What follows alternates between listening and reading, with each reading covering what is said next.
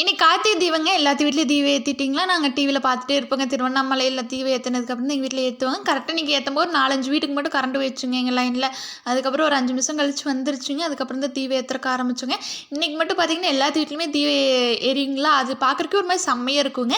இன்னைக்கு கார்த்திகை தீப ஸ்பெஷலா வந்து அப்பம் செஞ்சதுங்க. அது செஞ்சு சாமிக்கெல்லாம் படைச்சுட்டுங்க.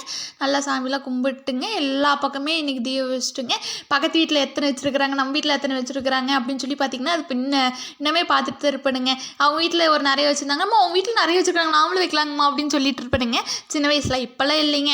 இப்போ வந்து பார்த்தீங்கன்னா, இப்போ ரசிக்கிறதோட சரி, எப்படி அழகா இருக்குது அப்படின்னு ரசிக்கிறதோட சரிங்க.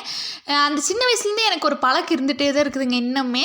தீபாவளிக்கு வாங்குற பட்டாசு பார்த்தீங்கன்னா, ஒரு போர்ஷன் மட்டும் எடுத்து வச்சுருவேனுங்க கார்த்திகை தீபத்துக்கோசரம். அது சின்ன வயசுலேருந்து வந்த பழக்கம். இன்னுமே அது நான் பழகிட்டே தான் இருக்கிறேனுங்க.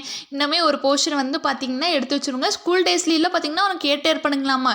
தீபாவளி முடிஞ்சதுக்கப்புறம் எப்போம்மா கார்த்திகை தீபம் வரும், எப்போம்மா இந்த பட்டாசு வெடிப்போம், எப்போம்மா இந்த பட்டாசு வெடிப்போம் அப்படின்னு கேட்டே இருப்பானுங்களாமா. அதே மாதிரி இன்னுமே அது அந்த பழக்கம் இருந்துகிட்டே தான் இருக்குதுங்க. அந்த தீபாவளி முடிஞ்சதுக்கப்புறம் பார்த்தீங்கன்னா, ஒரு போர்ஷன் எடுத்து வச்சுருதுங்க கார்த்திகை தீபத்துக்குங்கோசரம். அதை எடுத்து வச்சுங்க. அது பட்டாசு வெடிச்சிட்டோம்னா தான் ஒரு மாதிரி நல்லா இருக்குதுங்க.